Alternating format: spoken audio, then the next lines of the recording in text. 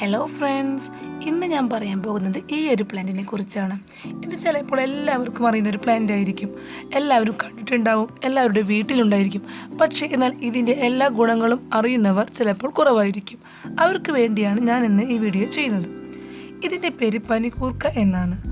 ഇതിനെ കർപ്പൂരവല്ലി, കഞ്ഞിക്കൂർക്ക, ഞവര എന്നൊക്കെ പല പേരിലും അറിയപ്പെടാറുണ്ട്. ഇതിന് ഒരു സർവ്വരോഗ സംഹാരിയാണ് എന്ന് എല്ലാവർക്കും അറിയണമെന്നില്ല. എന്നാൽ അങ്ങനെയാണ്. ഏത് കാലാവസ്ഥയിലും വളരെ നന്നായി വളരുന്ന, എന്നാൽ പ്രത്യേകിച്ച് പരിചരണങ്ങൾ ഒന്നും ആവശ്യമില്ലാത്ത കുറേ ഗുണങ്ങളുള്ള ഒരു ഔഷധ സസ്യമാണ് പനിക്കൂർക്ക.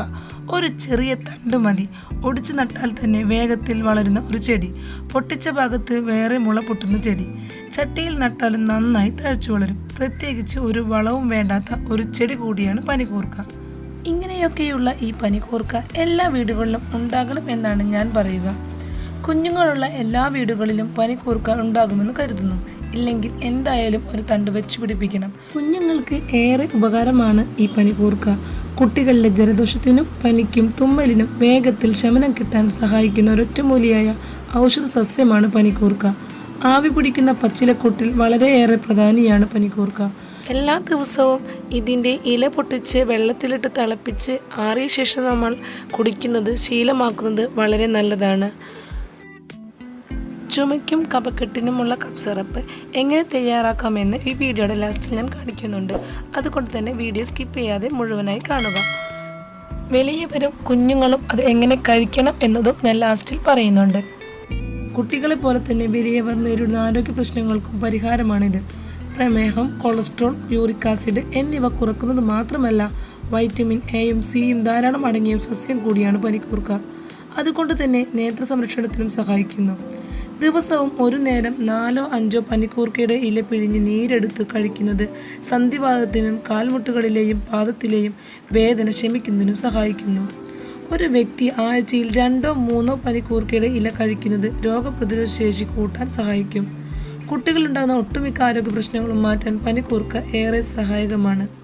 പിന്നെ വായ്പുണ്ണ് മാറാൻ ഇതിൻ്റെ ഇല അരച്ച് ആ ഭാഗത്തൊന്ന് വെച്ച് കൊടുത്താൽ മതി. വായ്പുണ്ണ് മാറാനും സഹായിക്കുന്നതാണ്. ഇതൊന്നുമല്ലാതെ ഒരു ഗുണം കൂടി നമുക്ക് ഈ പനിക്കൂർക്ക ചെയ്തു തരുന്നതാണ്. അതെന്താണെന്നല്ലേ, നമ്മുടെ വീട്ടിൽ പല്ലുശല്യം കൂടുതലാണെങ്കിൽ ഇതിൻ്റെ ഒരു കമ്പ് പൊട്ടിച്ച് നമ്മൾ ചുമരിലോ ജനലിലോ തൂക്കിയിട്ടാൽ പല്ലുശല്യം ഇല്ലാതാവുന്നതാണ്. ഇനി നമുക്ക് എങ്ങനെ കഫ് സിറപ്പ് ഉണ്ടാക്കാമെന്നും കുട്ടികൾക്കും വലിയവർക്കും അതെങ്ങനെ ഉപയോഗിക്കാമെന്നും നോക്കാം.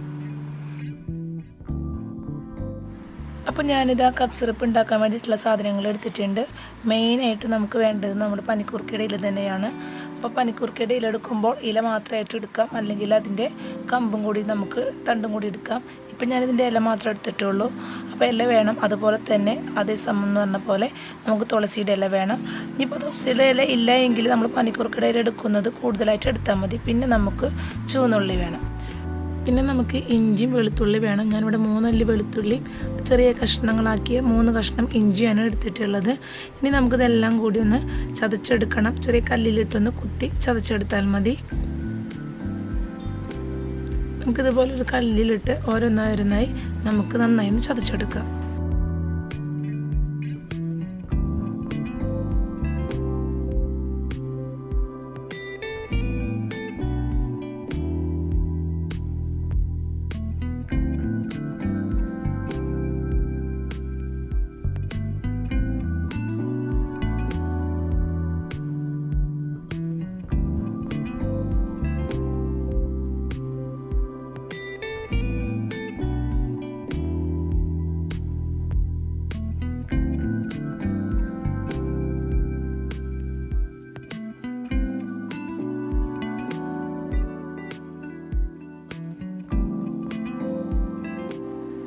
അപ്പോൾ അതെല്ലാം നന്നായി ചതച്ചെടുത്തിട്ടുണ്ട്. ഇനി നമുക്ക് കഫ് സിറപ്പ് ഉണ്ടാക്കാം. അപ്പോൾ നമുക്ക് ഫ്ലെയിം ഓൺ ആക്കിയിട്ട് നമുക്ക് ഇതുപോലുള്ളൊരു പാത്രം വെച്ച് കൊടുക്കാം. എന്നിട്ട് അതിലേക്ക് ഇതുപോലെ വലിയൊരു ഗ്ലാസ്സിൽ നിറയെ 1 ഗ്ലാസ് വെള്ളം നമുക്ക് ഒഴിച്ചു കൊടുക്കാം. എന്നിട്ട് നമുക്ക് ആ വെള്ളം ചൂടാവുന്നതിൻ്റെ ഒപ്പം തന്നെ നമുക്ക് നമ്മൾ ചതച്ച് വെച്ച എല്ലാം കൂടി നമുക്കതിലേക്കൊന്ന് ഇട്ട് കൊടുക്കാം. എന്നിട്ട് നമുക്ക് നന്നായി ഇതൊന്ന് തിളപ്പിച്ചെടുക്കണം. സ്പൂണ് വെച്ച് നന്നായി ഇളക്കിയതിന് ശേഷം നമുക്കൊന്ന് വേഗം തിളക്കുന്നതിന് വേണ്ടിയിട്ടൊന്ന് മൂടി വയ്ക്കാം.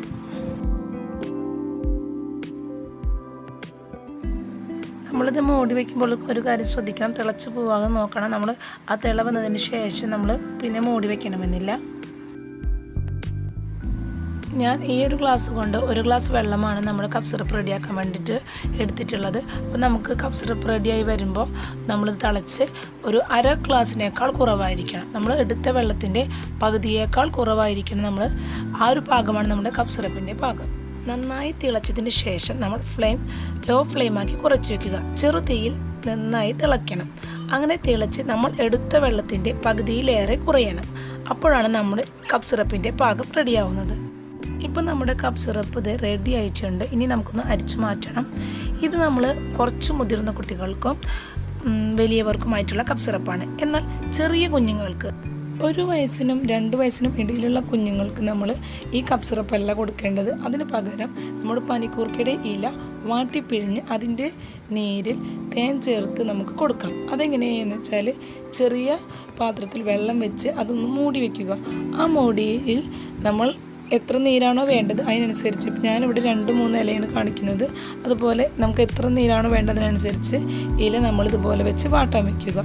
എന്നിട്ട് നമ്മൾ അത് അതിൻ്റെ ആവി പോകത്തക്ക രീതിയിൽ ഒരു മൂടി വെച്ചൊന്ന് മൂടി വയ്ക്കുക. ഇപ്പോൾ പനിക്കൂർക്കയുടെ ഇല നന്നായി വാടി വന്നിട്ടുണ്ട്. ഇത്രയും മതി. നന്നായി വാടിയാൽ അതിൻ്റെ ഇല നമുക്ക് നീര് കിട്ടാതെ ഉണങ്ങിയ പോലെയാകും. അപ്പോൾ അതുകൊണ്ട് നമ്മൾ ചെറിയ രീതിയിലൊന്ന് വാട്ടിയെടുക്കുക. ആ വാട്ടിയെടുത്തതിന് ശേഷം ഇതുപോലെ തളർന്നിട്ടുണ്ടാവും. അങ്ങനെ വാട്ടിയെടുത്ത ഇലകൾ നമ്മളെടുത്തിട്ട് നമ്മൾ ചെറു ചൂടോടെ തന്നെ ഒന്ന് പിഴിഞ്ഞെടുക്കുക.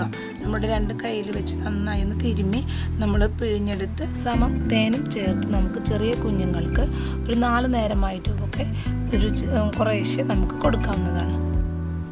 ഇങ്ങനെ ഇതേ രീതിയിൽ ഇല വാട്ടിപ്പിഴിഞ്ഞ് അതിൻ്റെ നീര് കുട്ടികൾക്കോ മുതിർന്നവർക്കോ തലയുടെ നിറയിൽ അതിൻ്റെ നീര് പുരട്ടുന്നത് തുമ്മലിനും ജലദോഷത്തിനും വളരെ നല്ലതാണ്. 3 പനിക്കൂർക്കയുടെ ഇല വാട്ടിപ്പിഴിഞ്ഞ നീരാണിത്. അപ്പോൾ നിങ്ങൾക്ക് ആവശ്യാനുസരണം എടുക്കാം. ഞാൻ ഇതിൽ തേൻ ചേർത്ത് കാണിക്കുന്നില്ല. ഞാൻ നിങ്ങൾക്ക് കാണിക്കുന്നതിന് വേണ്ടി വെറുതെ ഒന്ന് വാട്ടിപ്പിഴിഞ്ഞ് കാണിച്ചു എടുത്തുന്നുള്ളൂ. ഇനി നമ്മൾ ഉണ്ടാക്കി വെച്ച കഫ് സിറപ്പ് ഒരു അരിപ്പ വെച്ച് ഇതുപോലെ ഒരു പാത്രത്തിലേക്ക് നമുക്ക് അരിച്ചൊഴിക്കാം. നമ്മൾ റെഡിയാക്കി വെച്ച് ഇതുപോലെ അരിച്ചെടുത്ത് ഈ കഫ് സിറപ്പിലേക്ക് നമുക്ക് ഇനി തേൻ കൂടി ചേർക്കാം. അപ്പോൾ നമുക്ക് വലിയവർക്ക് വേണമെങ്കിൽ എരിവൊന്നും കുഴപ്പമില്ല. ഇപ്പോൾ ഇഞ്ചിയും വെളുത്തുള്ളിയും ചുവന്നുള്ളിയൊക്കെ ചേർത്തത് കൊണ്ട് തന്നെ അതിൻ്റെ ഒരു എരിച്ചിലുണ്ടാകും. അപ്പോൾ കുട്ടികൾക്ക് നമുക്ക് എന്തായാലും തേൻ ചേർക്കണം. അപ്പോൾ വലിയവർക്ക് കുഴപ്പമില്ലെങ്കിൽ ഇങ്ങനെ തന്നെ കുടിക്കാവുന്നതാണ്. അപ്പോൾ നമുക്ക് കുട്ടികൾക്ക് കൊടുക്കുന്നതിന് വേണ്ടിയിട്ട് തേൻ ചേർക്കണം. അപ്പോൾ അതിന് വേണ്ടി നമ്മൾ ഒരു ചെറിയൊരു ബൗളിലേക്ക് വേറെ ഒന്ന് കുറച്ച് മാറ്റിയെടുക്കാം. അപ്പോൾ നമ്മൾ കുട്ടികൾക്ക് വേണ്ടി മാറ്റി വെച്ച കഫ് സിറപ്പിലേക്ക് നമുക്ക് തേൻ കൂടെ ചേർത്ത് കൊടുക്കാം. ഞാനിപ്പോൾ 1 സ്പൂണ് തേനാണ് ചേർത്ത് കൊടുക്കുന്നത്. അതിനുശേഷം നമുക്ക് നന്നായി ഇളക്കിയിട്ട് കുട്ടികൾക്ക് കൊടുക്കാവുന്നതാണ്. അതിപ്പോൾ ചെറിയ കുട്ടികൾക്ക് ഒരു 3 വയസ്സ് വരെയുള്ള കുട്ടികൾക്കാണെങ്കിൽ നമ്മൾ 1 സ്പൂൺ വെച്ച് 4 നേരം കൊടുക്കുക. അതിലൊരു 5 വയസ്സ് 6 വയസ്സ് വരെയുള്ള കുട്ടികളാണെങ്കിൽ അവർക്ക് 2 സ്പൂൺ വെച്ചിട്ട് കൊടുക്കാം. അതേപോലെ ഇതിലൂടെ മുതിർന്ന കുട്ടികളൊക്കെ ആണെങ്കിൽ നമുക്ക് ഒരു 10 മില്ലിയേക്കാൾ കൂടുതൽ 15-30 മില്ലി വരെയൊക്കെ നമുക്ക് കൊടുക്കാവുന്നതാണ്.